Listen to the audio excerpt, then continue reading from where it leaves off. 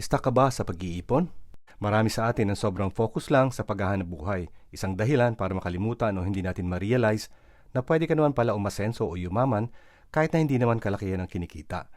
Ano nga ba ang posibleng kulang sa iyong mga ginagawa para mas gumanda ang iyong financial status? Panoorin mo ang video na ito at baka isa ka sa mga taong na-stuck lang sa pag-iipon.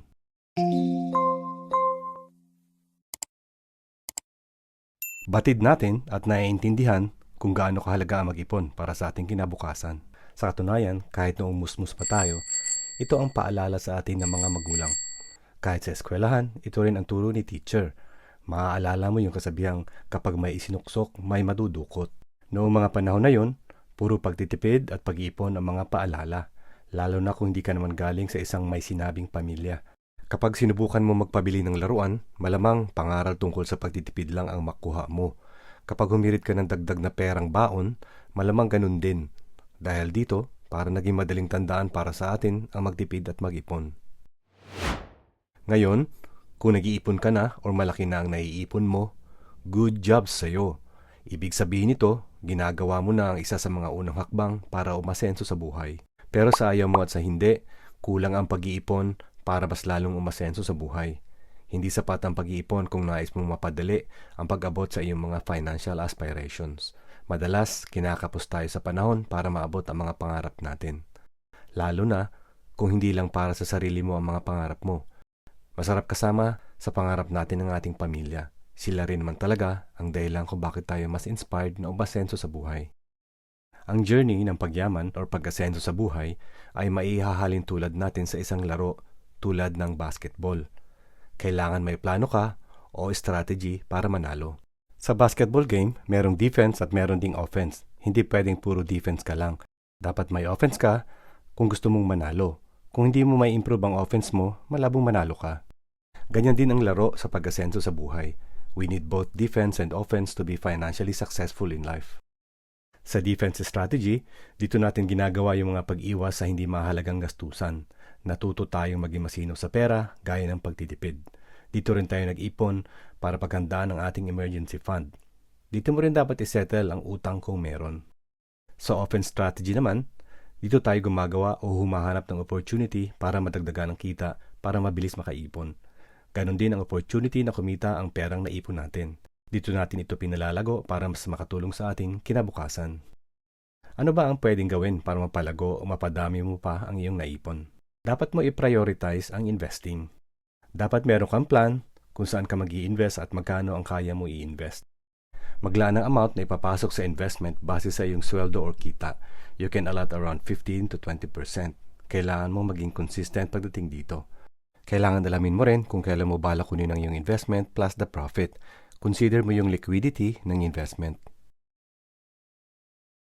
Hindi mo kailangan ang napakalaking halaga para magsimula sa investing. Simulan mo sa maliit na halaga muna. Unti-unti mong dagdagan habang nagiging mas komportable ka sa investment na iyong pinasukan. Importante rin, you need to make sure na naiintindihan mo talaga ang investment na pinapasok mo. Pag-aralan mo or do research based on available online data. You can also consult financial advisors or experts. Maganda rin na makita mo ang investment statement or prospectus na nagugustuhan mong investment. Disclaimer lang po, this is not in any form a financial advice. This is based on what we do and may not be the right option for you. Please do your own research to make sure you understand all the risks involved. Para sa ganon ay well-informed ka. Madaling investment options para sa new investors ay ang high-yield savings account and term deposits or Pag-ibig MP2. These options are relatively safe and halos walang risk. Recommended ang mga options na ito if you're planning on investing for a short-term to medium-term from few months to 5 years. Kung ready ka na sa mga investments na may potensyal na lumago ang pera mo exponentially when invested for a much longer time, nariyan ang shares, ETFs, or REITs. Riskier ang mga investment options na ito, kaya do your due diligence sa pag-i-invest. Ito yung mga investments na pwede sa'yo kung medium-term to long-term ang investment strategy mo. Ito yung mga investment options kung 5 years or more ang gusto mo. Sa mga investments na ito, pwede ka bumili ng mga fractional shares. Hindi na requirement ang bumili ng buong share para magsimula. 1/4, kalahati, or any portion ay pwede. Kung tingi-tingi lang ang kaya mo, just make sure na you are consistently putting funds into it para lumaki.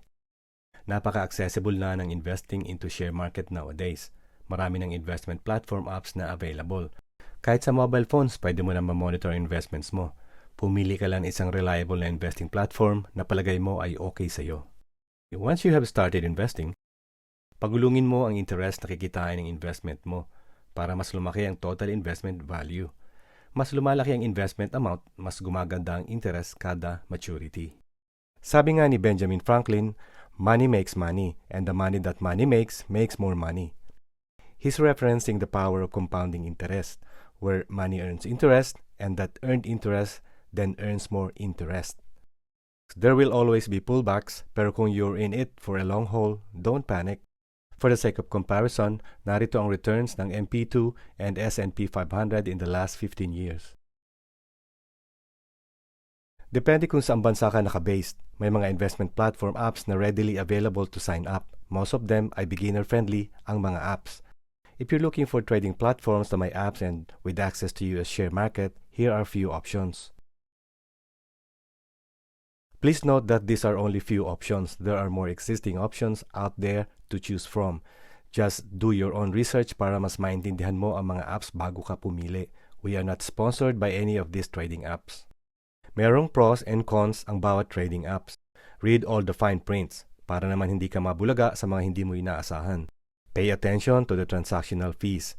Choose the app with reasonable fees. Piliin mo yung sakto lang ang fees based sa investment amount na sustainable para sa strategy mo. Fees are really important to consider, lalo na kung regular ka mag-i-invest with small amounts. Baka mapunta lang sa fees ang mga kikitain mo. In the end, it's still up to you. Nasa iyo pa rin ang desisyon kung kaya mo ang mga risks na kasama sa pag-i-invest. Importante ang desisyon na ito dahil nakadepende rito ang success mo sa investing.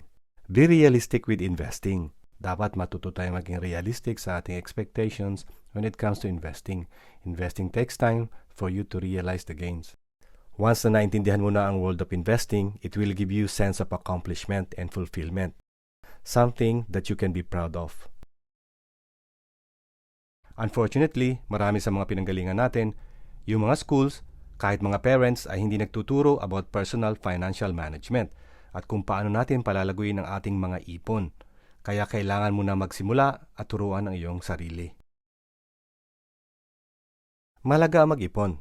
Depensa natin ito sa mga pangangailangan. Pero huwag lang laging defensive pagdating sa pera. Offense will make you win more. Dapat hindi mo lang iniisip kung paano ka mag-iipon, isipin mo rin kung paano ka kikita gamit ang mga naipon. Passive income is great while doing the usual work na meron ka ngayon. Thank you for watching and see you next time.